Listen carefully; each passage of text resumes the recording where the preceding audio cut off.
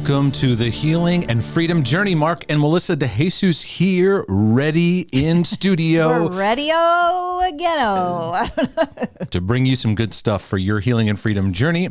And just full disclosure, we started recording, or we thought we did. And then 24 minutes in. Yeah, almost 30 minutes in, we realized that the video aspect of the recording was not recording. So we were talking for ourselves. And we were having a good talk. It was a good discussion. Great stuff, great insight. So we're going to try to do this again. I don't know that I can say I know. I was like, okay, I got to go put my hair up if we're going to do this again. My hair was done. I'm like, no, I just need a ponytail. Okay. We're just going to have some real talk. Okay. It's a lot of work. It's a lot of work, a woman's hair, isn't it? Yes. It sure is. Well, anyways, welcome to this broadcast. We're going to be doing a lot of emphasis over the weeks, probably months, and even further past that on helping us to realize how to heal family structure, what we've come from, what we've been taught, raised in.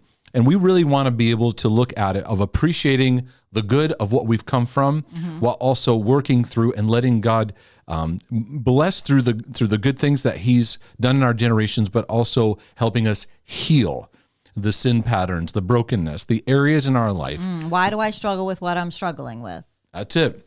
Yeah, so today we're just going to get right to the point. We're going to talk about your parents.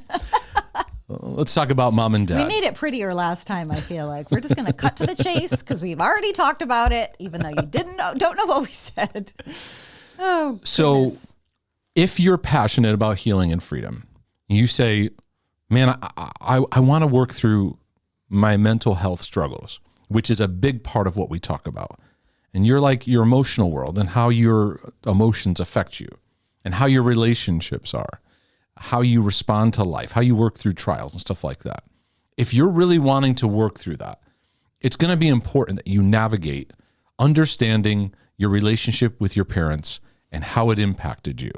And right at the jump, there's a lot of people that we kind of respond to this in a number of ways. One, we kind of, yeah, not me, I'm fine. There's those who wash over it and like, give bullet pointed, like, yeah, my dad this, my mom, whatever. Yeah. Yep. And they may not be aware. They say, well, I struggle with this mental health battle or this battle. Okay, tell me about your parents. Well, I grew up in a good Christian home and okay, so let's get to the problem. It's like, well, right. Then like two sessions in, it's like, oh, there was a big thing there with your dad or your mom. Yeah. Yeah. And I think that we don't like putting blame. What we think is blame on our parents. Right. We don't like doing it. Anyways, I didn't mean to interrupt you. Go ahead. And this is not, well, none of this is about blame. No. What we talk about when it comes to parental rooms, family family of origin, all kinds of family culture that we come from, this is not about blaming. It's not about trying to shame anyone. It's recognition. It's recognizing that these things affect you. God designed your parents to be a powerful force in your life, a very, very powerful force. And you have to know that the enemy has had his sights and targets on that, because if he hits at your development, if he hits at what you were raised in, if he hits at that relationship, then it's going to impact how you process thoughts, how you process emotions, how you relate, how you bond, the decisions you make, the addictions you get caught into, right? So there's a lot of weight and responsibility. We recognize as parents, we're seeing that the sobriety that's involved in raising our kids, because we're not going to be perfect parents. There is no perfect parent, but God designed that mom and dad help tune the frequencies of their child, not by being a perfect parent, but by helping walk alongside and build relationship to tune their frequencies to the nature of God's goodness, who is the perfect Father. And so I think what we're going to get into is kind of establishing the framework of why it's important to understand what was your relationship like with dad, what was your relationship like with mom, and understanding it to get a picture of why certain battles happen in your life and why you have certain struggles that seem to take place. I think it gives you a good, sobered perspective that can lead to just a lot of grace for yourself. I know for me it did. Yeah. But it takes time to understand.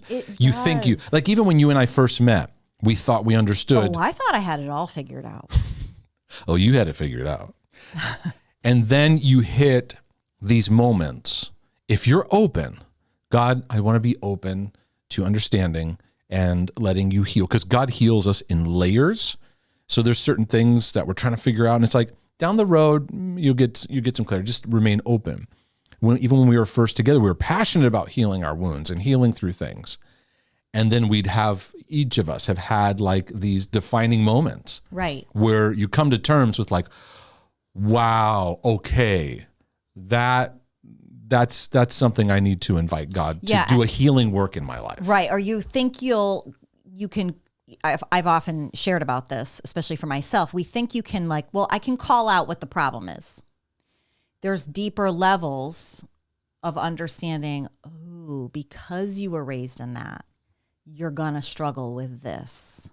There's deeper perspective in you going, okay, right, I got a deeper work here, but it takes time. And there's things like depression, anxiety, obsessiveness, perfectionism, addictions that we manifest that are a call to go. You gotta learn how to go a bit deeper and be aware of things at an understanding of how things affect you, because the problem is not the problem. I say that often in teaching that I present. And it's so true. It's more about the root system in your life. And so you were bringing this up, and I thought it was great to emphasize. You brought up the exhortation in Proverbs 4. And this is a scripture, even back when we were pastoring, you brought up often as an exhortation to people, because it talks a lot about nurture. And it's in Proverbs 4 where I feel like this is what good parenting should be. Like if you want to know what you didn't have, what you want to be, like to me, this is it. For me anyway.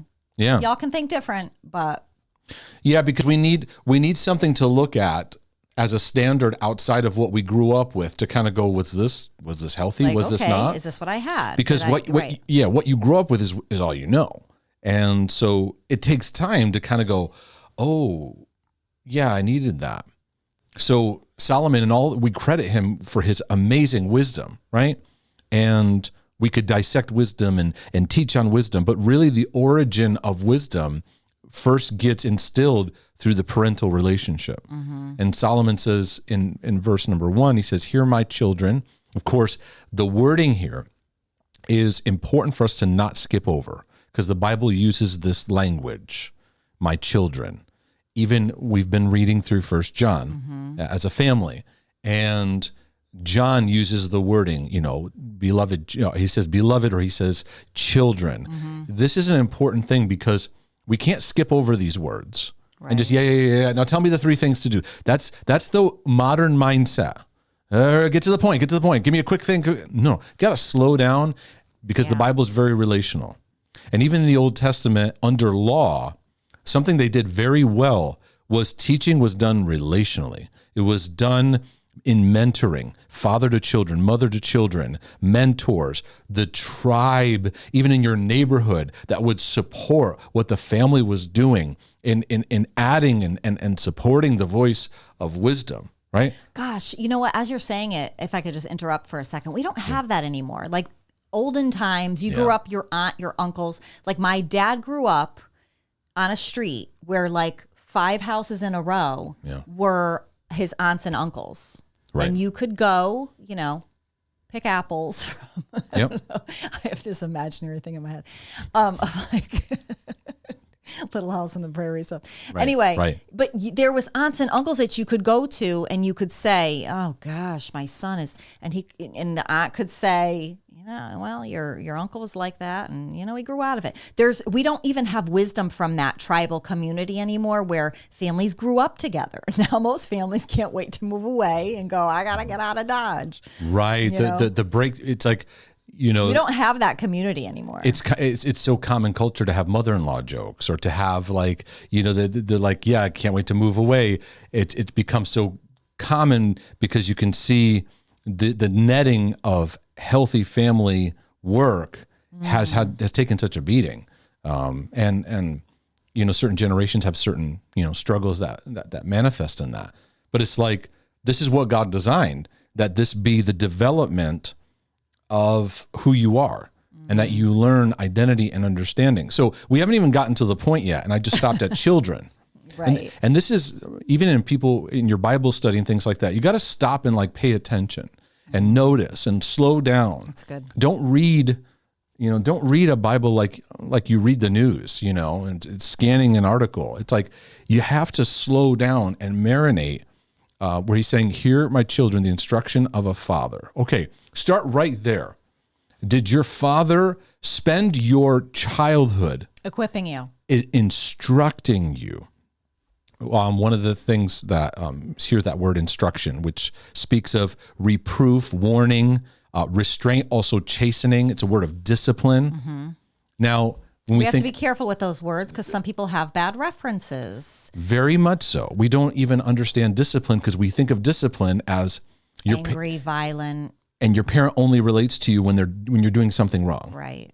It's like, I'm reading the paper and I yell at you when you're making too much noise. That's discipline. No, it's like I'm more annoyed by you.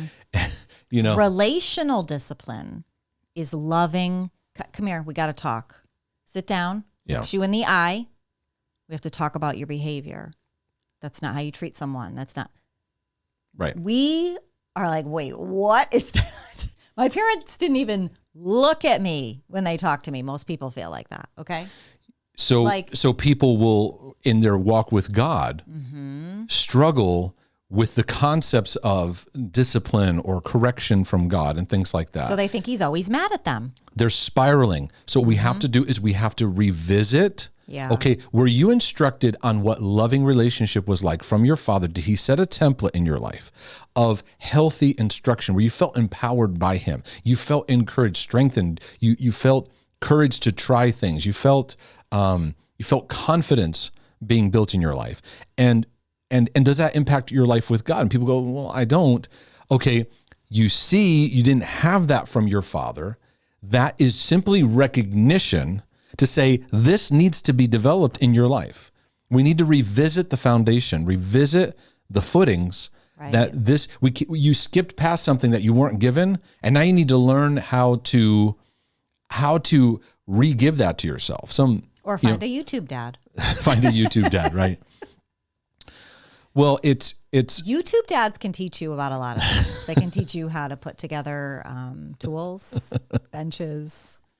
Well, it's even people write to me and they'll say, I feel like when I'm listening to you, I feel like I'm hearing my dad talking to me, and that's very sobering. Like when I read that, it's like, I get what they're saying because I feel that way too with other people I listen to. I feel like I'm hearing instruction from a father. Yeah. And but this is so important because when many people spin out with like punishment-based relationship with God, and what you really need is what some recovery groups would call reparenting. Yeah. There's a lot of reparenting that's needed in people's lives. It's all right. Your parents were only giving what they got.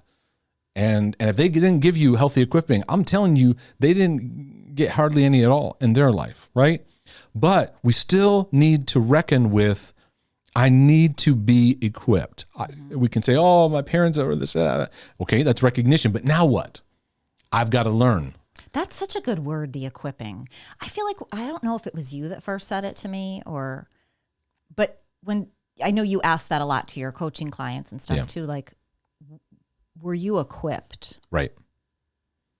I have the tools and I know how to use them. Just that question can jar some people to go, oh my goodness.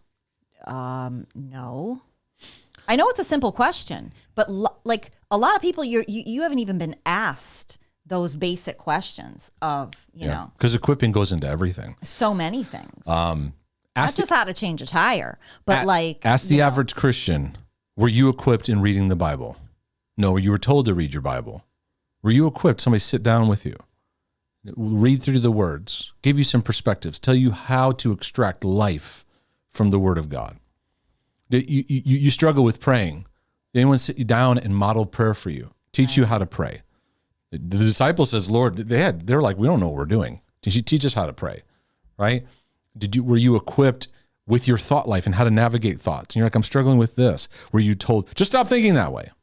Or were you taught how to change a tire? Were you taught how to go through puberty and womanhood? Right. Or were you taught how to deal with, attraction, how to deal with relating, how to have a conversation, how to look at someone in the eye, how to do your, right. There's women on how to do your hair. Did your mom teach you how to brush your hair and put makeup on? And those are that's a big deal. As a man, did your father show you, hey, here's some things you learn. I want you to walk with me. And it's not about, hey, help me, change this pipe here. It's relationship bonding. That's right, because he could have taught you how to do that, but been, just huffing and puffing the whole time that he was doing it. You know what I mean? A lot of right. A lot of dads were just they were there to help you, but was it miserable? And you were like, right. I just got to get through this. Just help me. Weren't a lot of dads like just really angry a lot all the time? They're just annoyed by everything. Give me this. Give me that wrench. Oh, forget it. I'm just gonna do it myself. Like, all right, I'm gonna go back outside and play. So Solomon, getting back to straighten out. Listen, we have to add fun into this and humor because, Give attention to no understanding. I still have this up on the screen. For and that word understanding basically means understanding, discernment. Right. Okay. It says, I give you good doctrine, and people can get very like rigid when it like, what's the meaning of doctrine? You got, I believe this, and this. You got kind of all your beliefs laid out. Can I expand it a little bit? Can I make it more life-giving and help the picture? Doctrine is how we relate to God, how God relates to us, and how that impacts our life. Mm-hmm. So when we look at doctrines, like, what's your ministry doctrine? What's the church doctrine? We just we want a list of statements and we compare theirs to ours, and I would like to branch that out a lot further. Like, what's the doctrine of your home? What's the way of living in how you deal with problems? How is God revealed? Does your home know how to have fun? Does your home know how to laugh? Do you know how to sit and just be? Do you, how are mother and father modeling in the home? In a lot of homes, mom and dad are just busy working, doing chores and tasks and busy working. And we have a lot more conveniences than the previous generation. But guess what? The previous generation had the same struggle, and we're just repeating it. Mm-hmm. They were just busy at work, harder work, they could argue. This generation has some more conveniences, but we're still working and working and working tirelessly, and we don't know how to have bond with our children. They are actually, our marriage is the priority, and our children flow out of the marriage priority. Right. And it's like, all that gets lost in the busyness of life. So Solomon's slowing things down here because he's saying, in their relationship bond with them, I learned instruction, understanding, doctrine, forsake my law, the ways of God, his ways, and how to follow with them, right? In other areas, Solomon talks about putting it, the language like around your neck, these are things you remember, you treasure, right? So he's talking about the experience of learning. This isn't like just in a classroom, but here's where we want to get to home base in our talk today. Mm-hmm. When I was my father's son, it's like, stop. He's not just saying, that's my biological father, and I came from him. Mm-hmm. You have to read the poetic expression, the way, the deeper heart meaning, that belonging. I have that connection. When I was my father's son, I feel the belonging to him. It doesn't say when I was a child. It says there's something more specific and powerful about that language. And I would say, even if he did say when I was a child, he wouldn't just mean it as just a fact. I think he's speaking of that connection to belonging. This point makes my heart, I feel an ache. I feel somewhat weepy because this is the struggle we have. We don't feel that belonging, that connection, and that love of our Father really noticing and emotionally taking the time to invest in that love, speaking that love, demonstrating that love, reinforcing your identity, and building that confidence. Yeah. To me, this is everything. If you are struggling in any way, shape, or form to receive God's love, how he sees you, the giving and receiving of love exchange with him is around this right here. And it affects men and women in different, how this was built. In different ways. But what's our battle and struggle? The majority of people writing to me, what do they struggle with? Love, identity, confidence, and how to navigate stages of life and their thoughts and pain and experiences, right? Because Psalm's expressing, you want to trace the history of wisdom to my life? I'm going to tell you what. When I was my father's son, he has a memory of preciousness in bond and connection to him. And out of that bond opened up the channels of understanding and wisdom that he was able to live in. But he goes further, because here in this next word, tender, we're about to hit some emotional hot spots here. Tender and the only one in the sight of my mother. So this is a powerful picture, because this nurture comes in.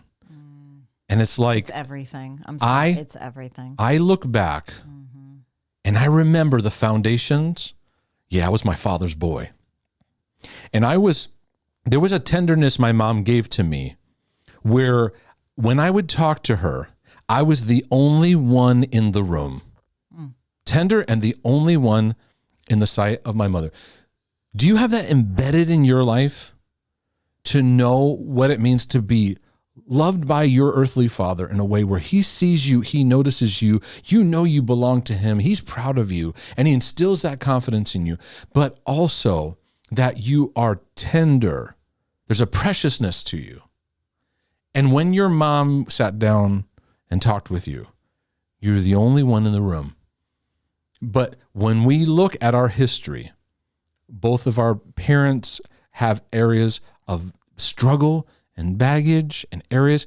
And I think one of the things the enemy does is get us lost, get parents lost in their battles, that they're not able to be present, to live in a way that when I talk with Abby, she's the only one in the room and she feels that from me. Right. That when I'm talking to Max, he feels that. I am my father's son. I'm dearly loved.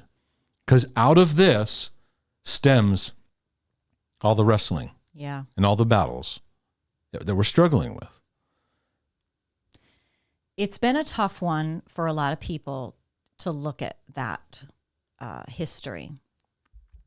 And we would maybe venture to say that looking at the mother wound can sometimes be the toughest. Culturally, societally, it's become where we go, yeah, well, the dad acts like, we've excused that there's just bad fathers. We've accepted it. We've gotten used to the orphan mindset. That is okay. Plaguing. Like, that's it. It's just how it is. Yeah. It's become commonplace, unfortunately. The mother wound, though, is one that is so deceptive and can be so confusing, because mothers are typically the ones that stay. They're there. Now, I know there are plenty of people that have stories, which is horrific, of mothers just leaving. That's a whole thing in and of itself. But most of the time, the mother's there. But even when you tap that, especially if a mother is alone, she's tired. She's already burnt out and depleted from her own history. And now she's doing things alone. What does she have left usually to give the children?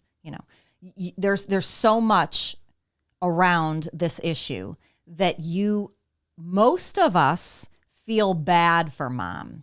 So it's very hard to look at it. It's true. And say,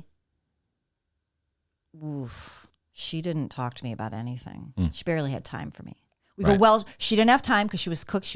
Yes, all those things are true, but it doesn't negate your wounds of what she didn't give you that are okay to look at. But it's hard. A lot of people struggle with it. Yeah. Because we feel bad for mom. Yeah. And there will come a time in your journey where you'll recognize and God will become real in those moments where he'll to use the terminology, he'll reparent. some of those Right. areas and be tender to those areas, because there's something about, we talk a lot about nurture. We talk about that aspect a lot in our talks and teaching, because nurture really is needed when you need comfort, when you need recovery from a difficult day, from injury, from hardship, how to navigate troubling thoughts, how to comfort yourself when you're in need. All goes back to nurture.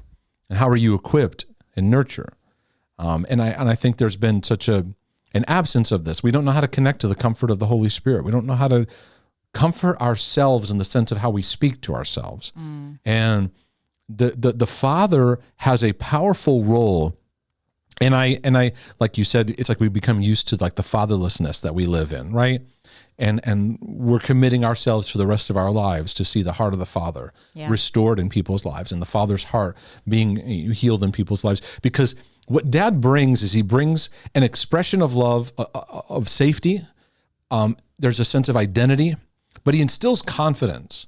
He's like, go out there and just like, Missy, you can do this. I believe in you. Like, that's great. You have those dreams inside of you. Oh, wow. Look at that. You want to do that? That's wonderful. Right.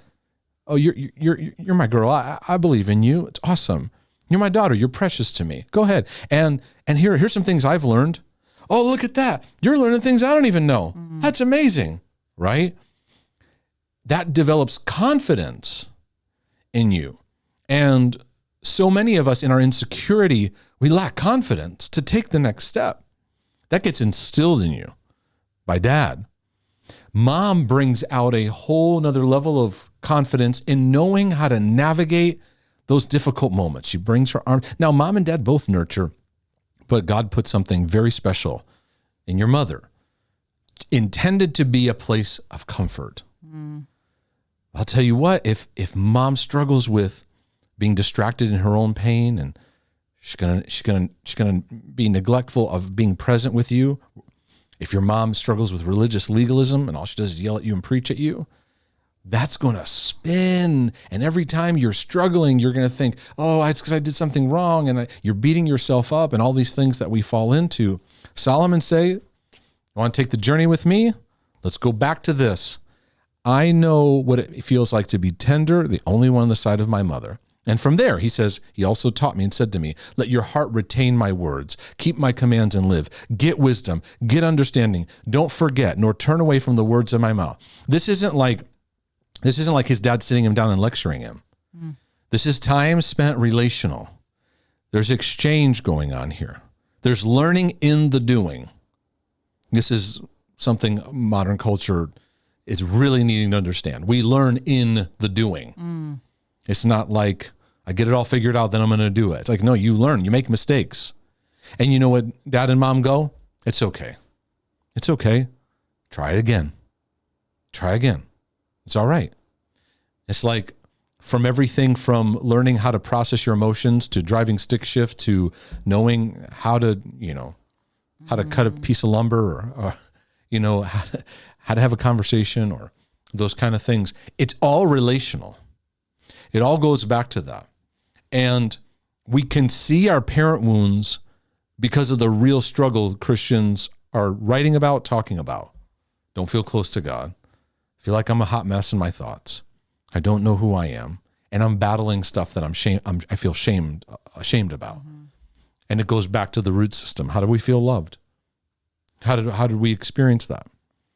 I look at what Solomon had and I said, I recognize there's a lot of those things I had to recognize and see what it means to experience the heart of a father. Right. And that's why we had moments in our life where we've had people in praying over us, and it's something that we do, for others as well too. And it's in our heart healing journey material that you can check out, where we have actual prayers of a father's heart, prayer of a mother's heart over your life to speak those words. And I realized I needed to hear those. I kind of just survived and realized I needed that kind of special connection of words expressed. That's just one area, you know? So as you were talking, it's making me think about those of you that may be thinking, I don't remember because I think there are Great point. Tissue. There are. Sorry, I'm going to wipe my nose. There's stages in which I think we remember things growing up. Right. You obviously don't remember when you were a baby, like where you held, all those things. As a kid, but you could have a relationship with your parents as an adult that is completely different from how they raised you when you were under their roof. Yeah. And then you're going, I don't understand why I struggle with all these things. Cause like my dad says he loves me and my mom is like really great to me now. And we've forgotten too. Yeah. I think there's a big portion of people who go, I don't know. I don't remember. What do we say to those people who are struggling in that to Well, I think a lot of people get hung up on memory too much, in the sense of like, I don't remember, so I feel like I need to. I got to remember. Please let the memory come up. I think that there's a lot of things in childhood you just don't remember. Which can be good sometimes, but right, but there's good perspective. Go ahead. Right, it's very common that you don't remember a lot of things, but there are like defining moments, and there's certain things that happen that can be helpful in memory. But I think if you don't, like when I say to somebody, did your father on a daily basis tell you that he loved you and show it to you? And usually what happens if I'm in a video call, the person's eyes start to drift this way, and they're thinking. It's like it's an easy no. It's all right. It's all right. We're not beating him up. We're not condemning him. It's just recognition. And I think that that's part of the I don't have memory, is because this is something very important to have in your life. We don't have memory of it. But it's very strange when we don't know we need something. Mm-hmm. We didn't have it, and we're not aware that we needed it. So now we're not able to identify it, right? It's like you that's why we say you need to know that when you were raised, you need to be told you were loved, and that love needed to be demonstrated. Even John in his writing says, let's not just love in word, but in deed and truth, where it's a part of your family culture. We're living out the truth, and we're loving each other and learning how to do that, right? And there's honesty in the midst of processing. Mom and dad are like, we're not perfect. Sorry, that was wrong. How I acted, that was wrong. What I did. That's a whole. You mean that would be great if parents did that? That's a whole avenue of powerful parenting that would revolutionize families. If we could go, hey, that's my bad. I shouldn't have said it like that. Yeah. It's like somebody blows their top, they leave the room, and then it's never talked about again. And they're like, wait, what was that? That's a whole subject in itself. Yeah. But I think going back to what you're saying about memories, I think you remember what you remember. But I think if there's important things that you don't remember, it probably wasn't there in a way that you needed it. And it's look at the battles you face. If you struggle with, in all mental health areas, there's father areas and mother areas, or, be battling of addictions or battling whatever it is. There's aspects of both mother and father that are important factors to recognize. And so I encourage people, instead of like digging like an archaeologist trying to discover some, ancient bone, just pay attention to what bubbles to the surface. Mm-hmm. As God doesn't beat you over the head. He doesn't make you obsessed, doesn't make you ruminate. God is just letting things bubble to the surface in due time when you're ready and when you're open in his love and his graciousness of this is the time to heal this area, to recognize it. And there are some times where you feel overwhelmed, like it hits you like a flood, and you just go through a season of tears. You go through a season of, you feel like you're just wailing, right? And that's okay, because it's just bottled up stuff. But I think that the premise of today was just like, this is important. Yeah, this is a very important we're plowing issue. The field a little bit, Do you think we should maybe do a part 2 next time, kind of take this further? I think so. So what's kind of the takeaway of our talk here today? What, like, if you're somebody listening to this, what would you recommend? I think that what I would say is allow yourself to just be aware, look at the battles you face. What in my relationship with mom and dad is influencing how I see God and how I see my battles. Because we have to allow God to heal the God lens of how it's who we're interacting with when we're talking about God. Is he a good father, a loving father who's here, who's for you, who's working in your life? Right. He's available. He's not leaving you hanging. Or is it a million other things that you struggle with? Because a lot of that reflects back on what was demonstrated or what was equipped in your upbringing. Right. There's a part of you really having grace over this aspect of your journey, because we could totally navel gaze and be like, well, my parents did that. And I've had those phases of that. You'll have it, for sure. And you got to go through them, and, however you come out of it, you come out of it. But we don't encourage that, but we encourage getting perspective, because perspective brings grace, not just for yourself, but even in how you process your parents. Because for most of us, there's mega wounds there. Mm-hmm. And we're floundering, and sometimes it's a daily choice of, how am I going to interact with them today? How is it going to be? I get it. Yep. We don't have the perfect formula, but there is what I want to point people to is that ultimately, for yourself, that you're learning more about grace, you're learning more about how to give and receive love. That's what this all is pointing towards. I have a thought that when you're going through this is where a good friend, mentor, or even a counselor, or a good aunt. Do you have a good auntie? Because sometimes a good can be helpful in this. We know what we grew up with. Sometimes we need an outside input to go, that was dysfunctional. Yeah. Or them to give you language that says your mother was narcissistic and you're manifesting this, and this because you were in survival mode and you were always worried about her feelings. Right. Or your dad was so passive and you were left to yourself. Right. And you had to deal with mom's anger. Like a counselor or somebody, a good friend, can help you get perspective that you go, right. Oh, wow. Okay, I see it now. Okay. Yep. Right. And that takes work. It takes time, and then the light bulb goes off. And it's not like all of a sudden your world is fixed. You just get a little more illuminated. But it gives you go, oh, wow, okay, I'm cutting myself some slack today. Right. Because you're learning this. There's like this process of recognition. Yeah. Then there's the process of grieving.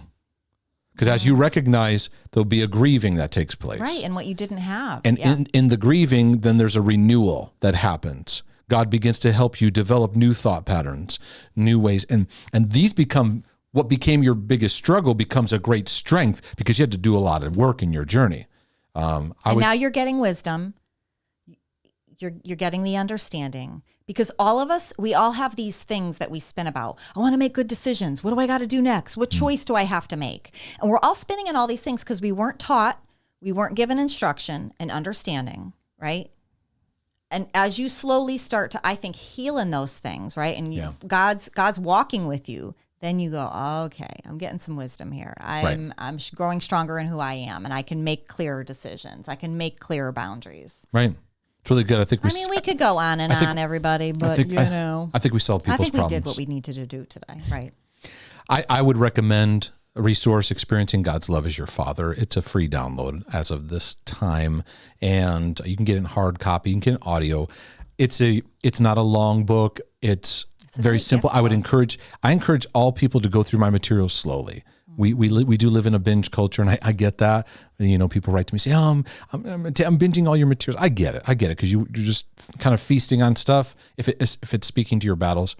But try to slow it down a bit and marinate. This stuff is meant to be marinated on, layer after layer. And even if you read it once, you go, I read it.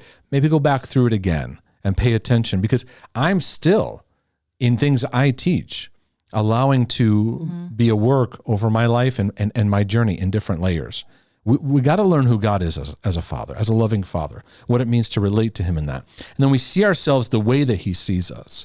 And out of that grace and out of that love, begin to start walking the journey. And I think what we're trying to do is have safe discussion where you feel comfortable to be able to navigate your own issues as you're listening to us talk through these issues ourselves. If this resource has been a blessing to your life, consider going to markdejesus.com. We've got a mailing list, all that stuff, topics you can go to, books, courses, materials, but also consider a one-time donation or become a regular supporter of this ministry work. But that's all for today. Feel free to send us your questions, and we look forward to the next episode. See y'all. Thank you.